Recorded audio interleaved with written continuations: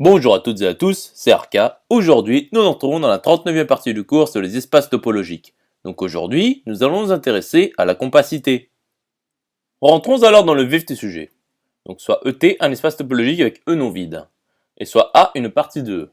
Donc A est compact si et seulement si ET vérifie T2, c'est-à-dire ET et de Hausdorff ou bien séparés, et deuxièmement, B au rond de AET est vérifié.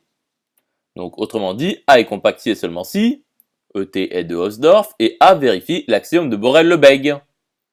Continuons l'étude. Donc soit ET un espace de Hausdorff avec E non vide. Notons pour B un ensemble, comp B l'ensemble des parties compactes de B. Et pour I un ensemble, notons FI ronde de grand I, l'ensemble des J inclus dans grand I tel que cardinal de J appartient à N étoile. Autrement dit, c'est l'ensemble des parties finies de grand I. Donc démontrons que pour toute partie A de E, A appartient à comp E implique que A est égal à son adhérence, c'est-à-dire A est fermé. Donc cas numéro 1, A égale E. Donc E appartient à T, donc A appartient à T. Conclusion établie dans ce cas-là. Intéressons-nous alors au cas numéro 2, lorsque A est différent de E. Donc soit X appartenant à E privé de A quelconque, car E privé de A est non vide, vu que A est différent de E. Donc soit Y appartenant à A quelconque. Donc X est différent de Y. Et donc il existe OO' appartenant à T2 tel que XY appartient à O croix O' et O inter O' est vide.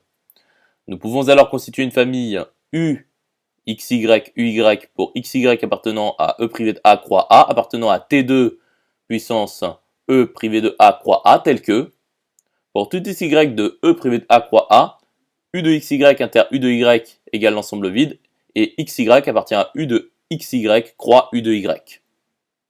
Poursuivons la démonstration. Donc par conséquent, il existe J appartenant à FI ronde de A, tel que A est inclus dans l'union pour Y appartient à J de UY, car l'union pour Y appartenant à A des U de Y appartient à T, et BO ronde de AET est vérifiée par hypothèse. Donc soit X appartenant à E privé de A quelconque. Donc posons WX, l'intersection pour Y appartenant à J de U de XY. Donc nous savons que cardinal de J appartient à N étoile. Donc l'intersection pour Y appartient à J de U de XY appartient à T, car il s'agit d'une intersection finie d'ouvert. C'est-à-dire WX appartient à T. Donc montrons que W de X inter A est vide. Donc soit Z appartenant à A quelconque.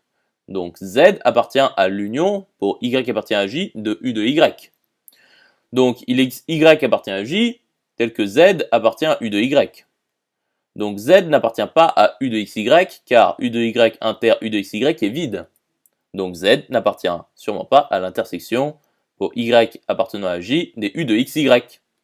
C'est-à-dire Z n'appartient pas à WX. Par conséquent, WX inter A est vide. Et donc pour tout X de E privé de A, W de X inter A est vide. Continuons la démonstration. Donc notons N, l'union pour X appartenant à E privé de A des WX. Donc N inter A est égal à l'union pour X appartenant à E privé de A de WX, le tout inter A. Ce qui est égal à l'union pour X appartenant à E privé de A de WX inter A, ce qui est égal à l'union pour X appartenant à E privé de A de l'ensemble vide, qui est égal à l'ensemble vide. Donc N inter A est vide. Et donc N est inclus dans E privé de A, c'est équivalent. Et N est égal à l'union pour X appartenant à E privé de A des WX qui appartient à T par stabilité de la réunion quelconque dans T. Poursuivons la démarche. Montrons que E privé de A est inclus dans N, donc soit X appartenant à E privé de A quelconque. Or, pour tout Y de J, X appartient à U de XY, donc il s'agit du J que nous avons trouvé précédemment, qui existe. Donc X appartient à l'intersection pour Y appartenant à J des U de XY. C'est-à-dire X appartient à WX qui est inclus dans l'union pour X appartenant à E privé de A de WX qui est égal à N. Par conséquent, E privé de A est inclus dans N. Et donc E privé de A est égal à N qui appartient à T. Et donc A est égal à son adhérence. Conclusion établie. À présent, démontrons que pour tous ces C' appartenant à comp E2, C inter C' égale l'ensemble vide implique qu'il existe OO' appartenant à T2 tel que O inter O' est vide, et C inclus dans O et C' inclus dans O'. Donc soit CC' appartenant à comp E2 tel que C inter C' est vide. Donc pour tout xy de C croix C', il existe OO' appartenant à T2, tel que xy appartient à O croix O' et O inter O' est vide. Donc nous pouvons alors constituer une famille par l'axiome du choix, ici nous n'avons pas le choix, UXY, UY avec XY appartenant à C croix C', appartenant à T2 puissance C croix C', tel que, pour tout XY de C croix C', UXY inter UY est égal à l'ensemble vide, et XY appartient à UXY croix UY. Continuons la démonstration. Donc à présent, montrons que C' est inclus dans l'union pour Y appartenant à C' des U de Y. Donc soit Y appartenant à C' quelconque. Donc Y appartient à U de Y qui est inclus dans l'union pour Y appartenant à C' des U de Y. Donc C' est inclus dans l'union pour Y appartenant à C' des U de Y qui appartient à T car il s'agit d'une réunion d'ouvert de T. Donc il existe J appartenant à F ronde de C' tel que C' est inclus dans l'union pour Y appartenant à J des U de Y. Donc soit X appartenant à C quelconque. Donc X appartient à l'intersection pour Y appartenant à J des U de XY qui appartient à T. Nous l'avons démontré précédemment. Donc posons WX, l'intersection pour Y appartenant à J des U de XY. Continuons la démarche. Donc montrons que WX inter l'union pour Y appartenant à J des U de Y est vide. Donc Z appartient à l'union pour Y appartenant à J des U de Y. Donc il existe Y appartenant à J tel que Z appartient à U de Y. Or, pour tout Y de J, U de Y inter U de XY est vide. Donc Z n'appartient pas à U de XY. Et donc Z n'appartient pas, a fortiori, à l'intersection pour Y appartenant à J des U de XY. C'est-à-dire, Z n'appartient pas à WX. Par conséquent, pour tout X de C, WX inter l'union pour Y appartenant à J des U de Y est vide. Continuons la démonstration. Donc, l'union pour X appartenant à C des WX inter, l'union pour Y appartenant à J des U de Y est égale à l'union pour X appartenant à C des WX inter, l'union pour Y appartenant à J des U de Y. Ce qui est égal à l'union pour X appartenant à C des ensembles vides qui est égal à l'ensemble vide. Et montrons que C est inclus dans l'union pour X appartenant à C des WX. Donc soit X appartenant à C quelconque. Donc X appartient à WX qui est inclus dans l'union pour X appartenant à C des WX. Nous l'avons démontré précédemment. Donc C est inclus dans l'union pour X appartenant à C des WX.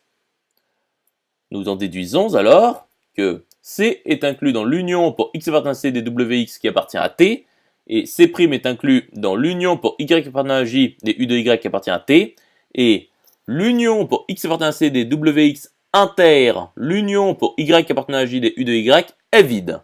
Donc conclusion établie. Continuons l'étude. Donc soit ET un espace de Hausdorff tel que E est non vide, et B au rond de ET est vérifié. Donc ET est quasi compact. Donc soit grand Fs un espace de Hausdorff avec grand F non vide. Et soit F une application de C, ET, grand Fs. Autrement dit, F est une application continue de ET dans grand Fs. Donc démontrons que pour toute partie A de E, A est égal à son adhérence implique que F de A est égal à son adhérence. Donc soit A une partie de E telle que A est égal à son adhérence quelconque, c'est-à-dire A une partie fermée de E. Or, E est un compact, car il vérifie B au rond de EET, et il est séparé. Donc A est une partie compacte de E également, car elle est fermée et elle est incluse dans E. Donc F de A est une partie compacte de grand F, car grand Fs est de Hausdorff, et F est une application continue. Donc F de A est égal à son adhérence, car grand Fs est séparé, et toutes les parties compactes de grand Fs sont par conséquent fermées. Donc F de A est égal à son adhérence. Conclusion établie. Continuons l'étude. Donc soit ET, un espace de Hausdorff avec E non vide. Donc démontrons que pour tout CI avec I appartenant à grand I appartenant à comp E puissance grand I, l'intersection pour I appartenant à grand I de CI appartient à comp E. Donc soit CI avec I appartenant à grand I appartenant à comp E puissance grand I quelconque. Donc pour tout I de grand I, CI est égal à son adhérence. Et pour tout J de grand I, l'intersection pour I appartenant à grand I de CI est égale à l'intersection pour I appartenant à grand I des adhérences de CI qui est égale à l'adhérence de l'intersection pour I appartenant à grand I de CI qui est incluse dans CJ. Donc d'après une démonstration précédente, L'adhérence de l'intersection pour I appartenant à grand I de CI appartient à comp E. C'est-à-dire l'intersection pour I appartenant à grand I de CI appartient à comp E. Conclusion établie. J'espère que cette vidéo vous aura plu et vous sera utile. Nous nous retrouvons dans la 40e partie.